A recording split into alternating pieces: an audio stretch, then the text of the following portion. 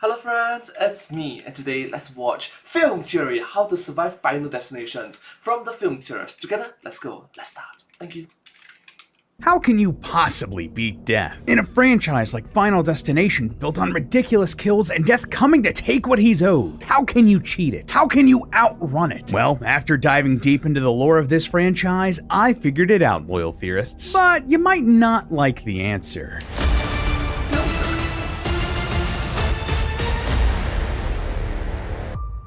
Hello internets, welcome to Film Theory, the show that's just dying to talk about some horror. Today we are... Okay. Hello internet, welcome to Film Theory. Hello. Finally talking about one of my favorite horror franchises, Final Destination. I was actually a bit surprised that we've never covered this one, and with the release of the newest film, Bloodlines, after a decade, now was the perfect time. So if you don't know, Final Destination is a classic horror film franchise from the mid-aughts. This really leaned into a lot of the gore and body horror that other franchises would pick up and make their whole shtick later on. I'm just saying, Final Destination walked so Saw could run directly into a bear trap. The whole premise goes like this. A group of people are minding their own business, going about their lives as normal, until one of them has some sort of psychic vision, a premonition of a horrible tragedy about to happen. They see themselves and the other people in this group dying, and using that foresight are able to save everyone from an early grave. Well, at least for a little bit. See, death in these movies isn't just a concept. It's a supernatural entity, and if you escape it, well, the Grim Reaper comes for all of us, and death starts picking off the survivors who were supposed to die one by one in increasingly hilarious and unlikely ways unfit for YouTube. Basically, this is just an excuse for the writers to get creative with how they kill these guys with Rube Goldberg machines of brutality, and they get really out there and really scarring. I'll just tell you, Final Destination is single-handedly the reason an entire generation of millennials like myself refuse to drive behind a logging truck. Also, Exactly. This is just it's entire generations, my generations, just like logging truck. Alright, slow down and move toward the other lanes. Yep. fun fact, but they started advertising the new film on the back of logging trucks, and it's just genius. Anyway, this is a series all about its characters trying to beat death, to outsmart and outrun their own mortality before death can scratch their name off its list. So, naturally, they got my theorist cogs a-turnin', and if we dive into the lore of the Final Destination universe, is there a way to actually beat it? Is there a way to cheat death and keep on living, slipping through the Reaper's bony fingers before it can strangle you? I mean, they give us a few options in the movies themselves, but basically none of the main characters in these movies have a happy ending. Would we have any hope? Well, I went back and watched all of the movies, theorists, and dug deep into this universe to try to find an answer, looking at all the rules that Final Destination lays out, and I've done it. Beyond what the movies directly tell us, I found a way to beat death and live out the rest of your days. But, well, let's just say it might not be the way you want to live. So prepare your over-the-top chain reactions, loyal theorists, as we try to beat Final Destination. So there are a few things we need to know before we can really figure out how to beat death, and that's how exactly this whole thing operates. See, there are a few rules. Alright, so I think the most correct answer is to embrace death. Know that it's coming for you regardless. Death is coming towards me. It's coming towards you. It's inevitable that you will die. It's inevitable that I will die. It's inevitable that I will say goodbye to the world. I just hope that before I die, my legacy, I just hope that before I die, I've contributed positive things to this planet Earth, to the world, before I leave this planet. Make this world a much better place than before I arrived. That is a positive goal that I believe everybody have. Yeah. That death seems to follow here, which gives us a good starting point. First of all, each of these films start when someone gets a premonition about an oncoming disaster, usually seeing themselves and multiple other people dying horribly in some terrible accident. The person with that premonition then thwarts that disaster, saving all of their lives. So just for the sake of explanation here, let's say that myself and the other Theorist hosts were supposed to die horribly in a giant Freddy Fazbear animatronic-related disaster, but I managed— Which, strangely enough, it might be impossible. It's very unlikely for you and me, But it might be very likely for them because, you know, they cover a lot of Five Nights at Freddy's stuff. Yeah. To stop it before it happens because I got a vision. That vision? That you would be subscribing to Film Theory, so go on, help a brother out. Anyway, Death wants to collect the lives it's owed, and the survivors become collectively known as Death's List. Well, at least by the fandom. Usually, Death will try to kill the survivors in the order that they would have died in that initial disaster. So let's be honest, Santi looks like he already died. It's like, oh! sorry. Let's say that this Freddy Fazbear accident was supposed to kill Tom, then Ash, then me, then Santi, and then Amy. Death would then come for us in that order. However, if someone or something intervenes and saves one of us, if one of us manages to survive one of Death's crazy chain reactions, it skips us and then goes to the next person in line. Well, at least until it gets to the bottom of the list. Then it wraps back around to the first person again to take them out. You also can't try to... Hopefully, by then, when it's your time,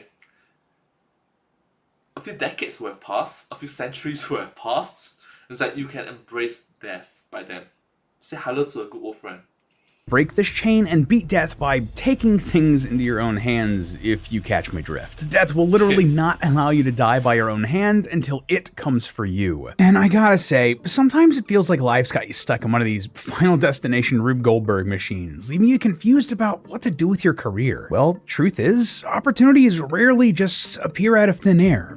No, a lot of people who move ahead create those opportunities. They plan and take action, and Strawberry.me, the sponsor of today's Theory, can help you do both. Maybe you're just finishing school and looking for your first real job. Or maybe you've been in the game for a while and it just feels like your career is stuck on pause. That's where Strawberry.me comes in. They pair you with a professional career coach. This isn't a consultant, they're not a mentor, and no, this is not therapy, but it is like therapy for your career. You get real one-on-one support that's focused on clarity and action and results. They want to help you figure out what you actually want, make a game plan to actually get there, and then hold you accountable so you don't just think about that success, you build it. And honestly, a lot of the time, moving ahead in work is like a game, and getting career coaching is like finding the best strategy guide out there. It's not guesswork, it's building groundwork, a structured approach to help deliver yourself results. And best of all, Strawberry.me is accessible and flexible. Their virtual career coaching is available from anywhere you want or need, on your schedule. You might not know this, but I actually was a video editor when I started out here at Theorists, but I wanted to eventually move into writing and then producing videos before I worked my way up to be host. That didn't happen out of nowhere. I wanted it and worked hard for it, using the exact sort of planning that Strawberry.me uses in their coaching. They don't just give you generic advice, but instead customize a plan tailored just for you. Listen, no one builds a career alone, and that's okay. And if you're serious about success, stop guessing and start planning. Visit strawberry.me/filmtheory and claim your $50 credit. That's strawberry.me/filmtheory for a $50 credit. Thanks again to Strawberry.me for sponsoring this theory, but now let's head back into Final Destination and cheating Death. So with... Alright, thank you so much for supporting the film theorists. Thank you. Let's continue watching a video. With all of those rules in mind, how are we going to avoid this terrible fate? Well, your first thought might be, can I death-proof my life? Can I do something to take all of the danger out of everyday objects and keep myself away from death's design? And that's a great thought. In the fandom, this is known as bringing... You can death-proof it, you can death-reduce it, you can reduce the risk of it. Just like how sports injury, for example, you can't prevent injury. It's inevitable you will get injured. But you can reduce the amount of injury. You can reduce the amount of unwanted injury. For example, if I was to punch, right? I punch a target. That's how I trained. Martial arts, punch a target 10 times right hand, 10 times left hand. I'm injuring my fist. I'm elbowing, I'm injuring this part. That is actively injuring myself. Right? This is sports injury. But this sports injury is something that I need to grow better, to grow stronger. Every single time I play volleyball, every single time the ball hit my hand, bam, bam, bam, my hand is getting injured. It's just an inevitable fact. But every single time I do that, my muscles just get stronger. Every single time you run, your muscles get injured. By default, it gets damaged. By default, it gets damaged. That's literally how human cells work.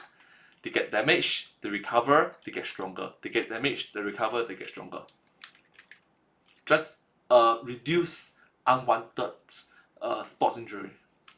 Bringing yourself to a stalemate with death, and it makes sense. Being vigilant and trying to death-proof your controlled space is a good start, though you may come to realize just how many things in your everyday life can kill you. Just look around your room and you can probably find a dozen or more potentially deadly scenarios, enough to drive you to a paranoid insanity. Tetanus, nice one. I overlooked it. Like, listen, we have literal, actual decades worth of research and studies shining a light on the commonplace dangers of everyday life. For example, one study showed that in the US, there are over 100,000 bathroom-related injuries per year, many of which sadly result in death. This is stuff like people slipping and falling, hitting their head on the counter, that sort of thing. Just think of how many people the Reaper's taken out by making them slip in the tub. And then there are gas stoves. These can be surprisingly dangerous, and not just because they might burst into flames, knock over a chair, and drive a knife into your heart. No, instead, using these stoves can lead to a byproduct called nitrogen dioxide,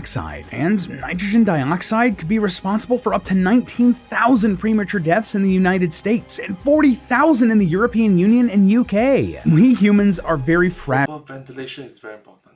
The proper ventilation is very important. But the thing is, in these countries where it's very cold, the moment you open your window to have some airflow so that you don't die from the poisoning, you also let in the cold air, which in turn you have to burn more to stay warm, but you also risk. So it's a yeah, it's difficult.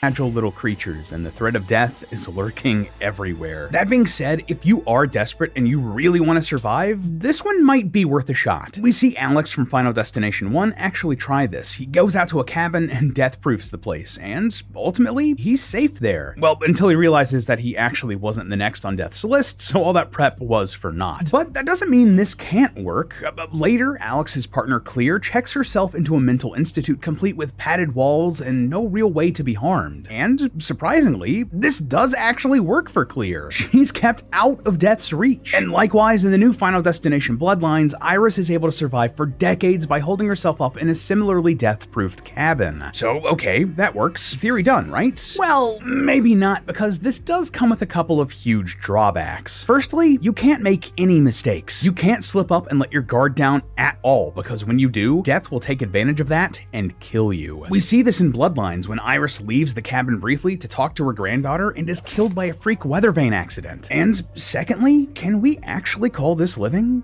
You can't do anything. You can't go out, can't have fun, can't bring anything that could be even remotely dangerous close to your person. In Clear's case, she's literally trapped in a padded cell. That doesn't sound like a life worth leading, and I don't know if we can call this stalemate a way to defeat death. But maybe the trick isn't to look out for every threat, but instead to look out for the signs. One of the stranger developments in this series is that death, apparently, believes in fair play. Yeah, it'll often signal what deadly moves it's going to make in advance, thus giving its victims a fighting chance. This actually happens a lot in the series. In the first movie, the main protagonist Alex sees a reflection of a bus before a classmate gets hit by one, and the reflection of a train before another gets killed by it. Death literally spells out where this guy will get hit and killed, while another sees a shadow that looks like what will end up killing another victim in this movie. I think I see a man with hooks. Is that a sign? And Final Destination 3 takes this a step further, where death may base your demise off your final photographs. So if you spot some signs and your gut says they're dangerous, that may increase your chances of dodging death. Well, at least for a little bit. Though, just as a quick aside, all of this might be death just acting like a big troll. Like, I mean, think about this. Is death bound by some,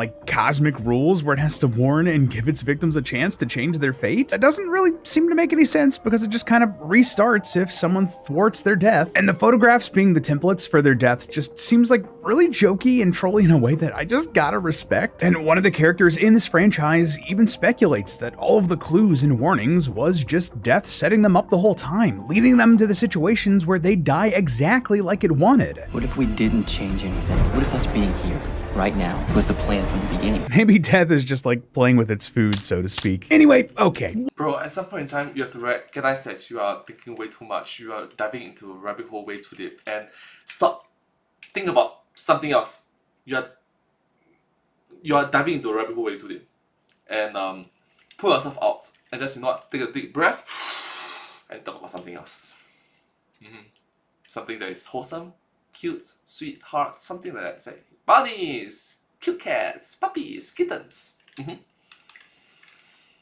What else can we try? Well, Final Destination 2 proposed another way to shake death off your tail. It was suggested that bringing a new life into the world will force death to rewrite its plan, hopefully letting all of the victims off the hook. Only new life can defeat death. The survivors in this movie end up trying to pull this off by having one of them briefly drown before being revived in a hospital. Hey, we did it. Thanks to you, we cheated death. And this method is again put forward as a solution in Final Destination Bloodlines. They even straight up name drop the character who drowned and was revived here. So why isn't this one the slam dunk? Why shouldn't the survivors be teaming up to off each other and then revive them immediately? Well, for a few reasons. First, we see in Bloodlines that this has a ton of opportunity to go wrong, and when it does, it goes really wrong. The characters still die in incredibly gruesome ways, maybe even more painfully than if they didn't try anything at all. Do you really want to take that risk? Again, they point this out in Bloodlines. When you mess with death and lose, it gets messy. Secondly, even though they do lay this out as a method for survival in the movies, despite what Bloodworth says here in Bloodlines, I'm skeptical that it would actually work at all. See, at the end of Final Destination 2, after the characters have supposedly beaten death and rewritten its plan, it's revealed that there was another character who survived that initial disaster in the film. This character is then dramatically killed in a barbecue grill explosion, despite death having already been beaten. So it doesn't seem like this whole drowning and then resuscitation method worked at all. If the chain has been broken, everyone in the chain from that disaster should be safe now, shouldn't they? Plus, in the Thrill Ride edition of the Final Destination 3 DVD, there's an additional scene in an alternate version of the movie. We see in a newspaper article that the survivors from Final Destination 2 who cheated death were then later killed in a wood chipper accident. So their little stunt to die and then come back to life didn't mean diddly squat to death. Originally, I wondered if It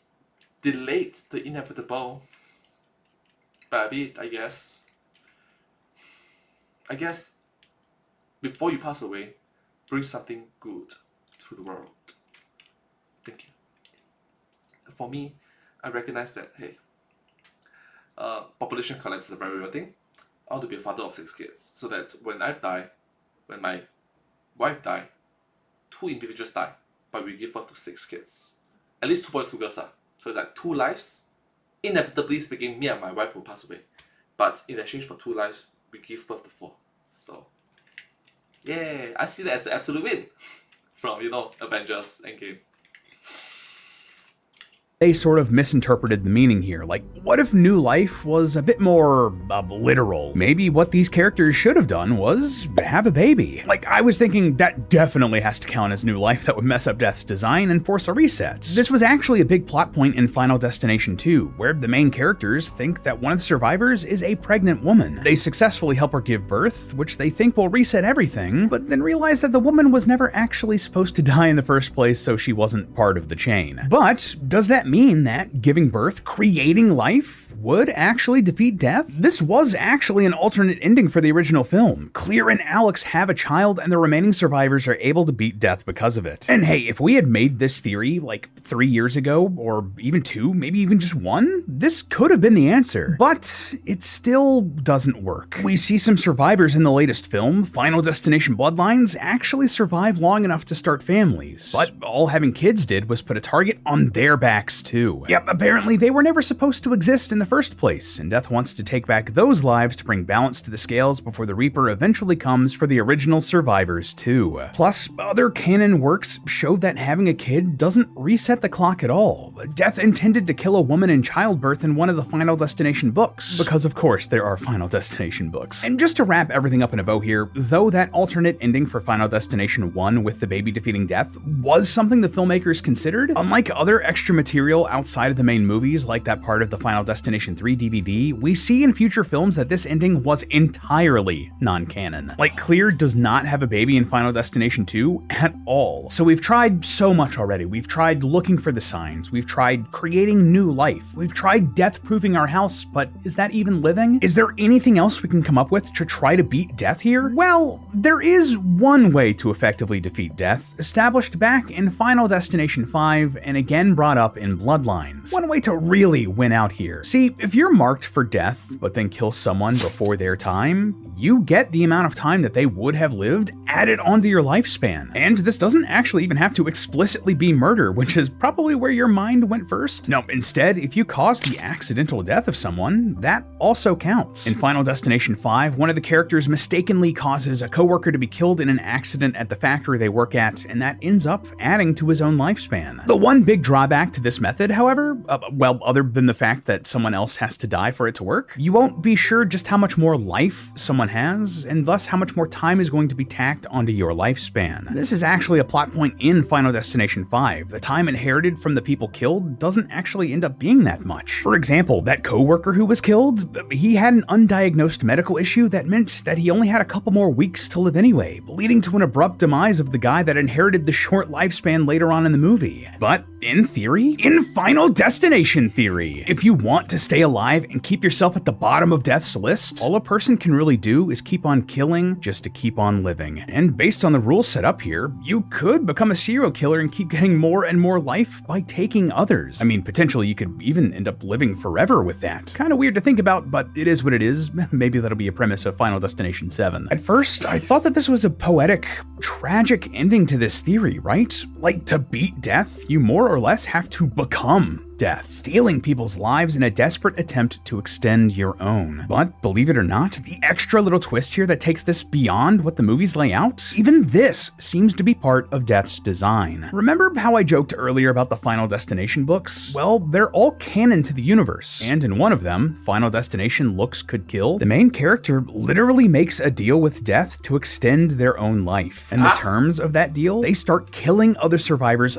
for death to survive themselves. In a way, yes, they're adding their victims' lifespans to their own, but it's all at the whim of death itself. The moment that character hesitates, that they refuse to take a life for death, death comes for them instead. And really, death is the great equalizer, isn't it? We're all gonna have to face our mortality in the end. Even the characters that end up surviving in this series by exploiting the loopholes we talked about here, well, they end up terminally ill. Death comes for them, but it's just more patient about it. So sure, if you're in the Final Destination universe and want to extend the precious hours you have left, go ahead and go out and murder. Lose all of your humanity and become death yourself, if you think it's worth it. But to death, you're still just a plaything on your way to your final destination. Really takes the whole idea of, if you can't beat them, join them to the next level, huh? But hey, that's just a theory. A film theory. And cut. Up next on Film Theory. If we wanted to make a real settlement to survive in the world of The Last of Us, what exactly would we need? Where would we want to go? Alright, so I want to take a look at the meme at the back. Theory. Thing on your way to your final destination. Really takes the whole idea of, if you can't beat them, join them to the next level, huh? But everyone in the left lane has seen Final Destination. Oh, behind a log truck! Yeah, nobody wants to be the victim. Especially after such a gruesome way of GG. Anyways, but hey, that's just a theory. A film theory. And cut. Thank you so much. If you enjoyed, subscribe. Thank you.